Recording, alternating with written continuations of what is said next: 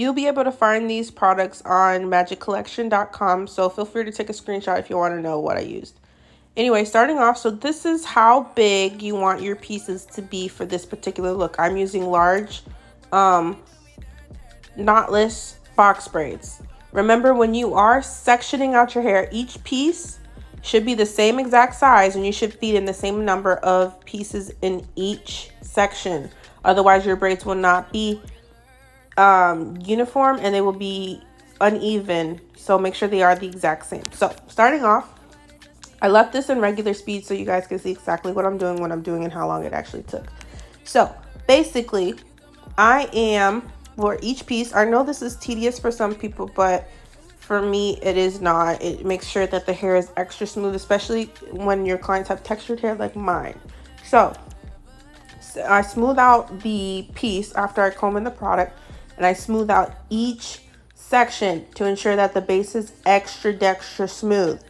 Now I'm taking pieces of hair between my index finger and my thumb and feeding it into the piece of hair in between my index finger and thumb with the other hand. I hope I'm explaining this correctly, because sometimes I'm like, I don't know what I'm talking about. But I'm trying guys, I'm trying.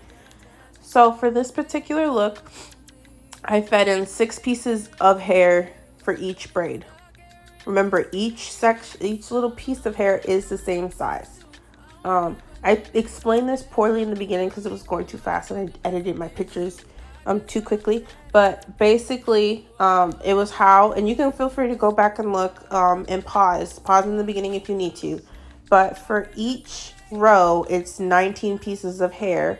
And then for the whole board, it was 114, I think, pieces, or 141 pieces of hair. But with that, I was able to, that's how you get cut down on your time, I guess, if you don't have like one of those giant braiding boards. Yeah. Okay, moving on to the next section. So this is how I do my partings, my clean parts. So what I do is, first is I section out the piece of hair with the comb, and then I apply product to the part, and then I go in with my parting comb and then section out or clean up the part, if you will. I also left this in normal speed so you guys can see how long it took me. I also smoothed down the pieces of hair both ways. Oh gosh, my big old head. I'm sorry, guys. After I sectioned it out, I smoothed down the pieces of hair each way to ensure that I could actually see what I'm doing. Oh, guys, I'm sorry, my head, but look at my curls. They're on fleek, y'all. Anyways, so yes.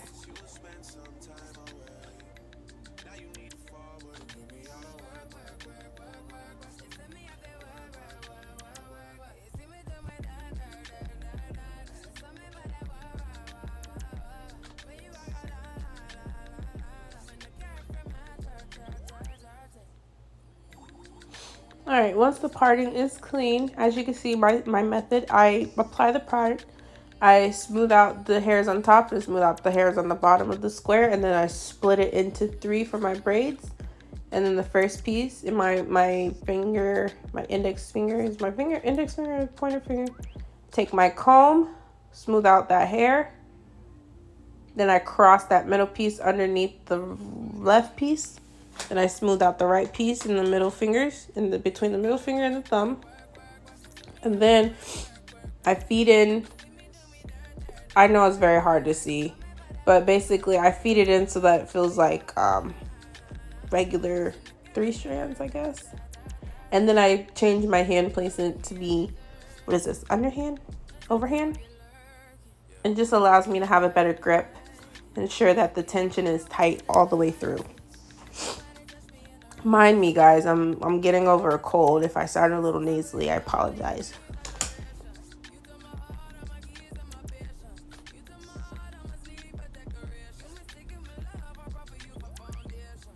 Oh, before I forget, so a problem I had when I started off braiding, I would always braid from left to right or right to left. Don't do that. Braid from the middle. If you always braid from the middle, like this technique, you can see I obviously split the hair in the middle, and then I braided the left side down, and then I'm going in with the right side down. This is, it makes sure ensures that your braids and your partings are consistent and even on both sides. So make sure when you're braiding, when you're doing knotless braids or box braids or whatever type of braids individuals you're doing, you always start from the middle. That will always make sure that your braids are even and congruent on both sides.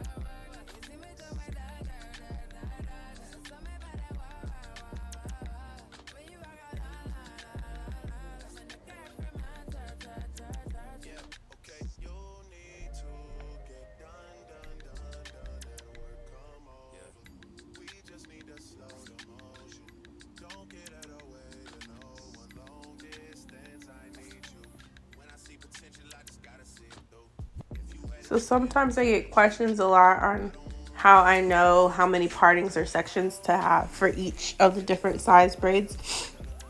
For jumbo, you have 5 rows of hair, or 4. For large, like this one, you have 6. And then for medium, you have 8 to 10.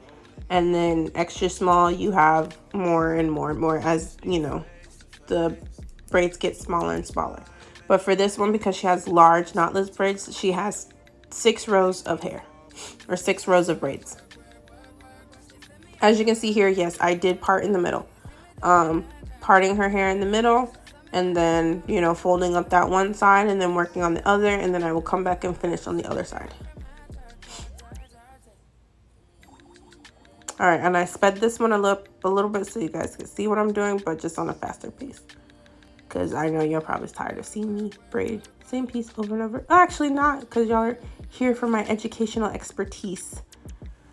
All right, so this is probably a better angle you could see. So one piece of hair goes into one piece of the braid, one piece of hair goes in the other braid, and I braid like normal. I never feed it into the left side. I always feed it into the right, so that the feeded in hair goes underneath, and it seems like a seamless blend. Then I cross it over, tighten it a little bit, and add another piece.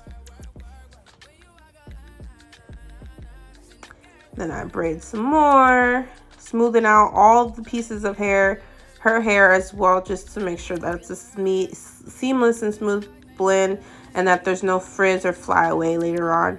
I am using pre-stretched braiding hair. I forgot to take a picture of it for the video. Oh my gosh, I'm thinking about it now. Crap. But I am using pre-stretched braiding hair in the number 2. I don't know what... It's in a green pack. And it has red borders. I can't think of the name of the brand right now. I will have to take a picture and add it later. I'm sorry, guys. Alright, so this is what it looked like after we finished braiding it. And then I'm applying my moussey mousse all over her head. I hear everybody says this is the best part. We love this part.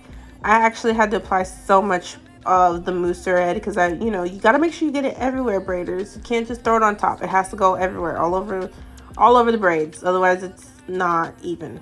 We don't want that.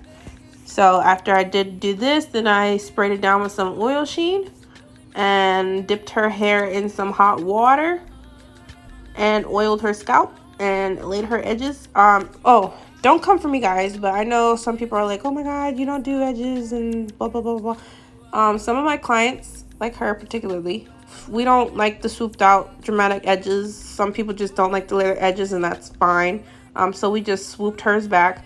Guys, do you see this rat tail in the back of my head? Oh my gosh, I've been walking around like this and nobody's told me. I feel so bad, but yeah, so sorry, off topic, but yes, we just swooped her edges back, and yeah, I do go as high up as I can go with the water. I feel like when it's dipped, it just looks more natural. And this is me oiling her hair with the oil you saw in the beginning, and this was her reaction. Thank you so much, guys, for watching and listening to me rant, and hopefully try to explain this to the best of my abilities. I'm so sorry for my ranting today. But thank you for your love and support. Appreciate you. Be sure to like, comment, and subscribe, and let me know what kind of content you want to see more of in the future. Thank you. Goodbye.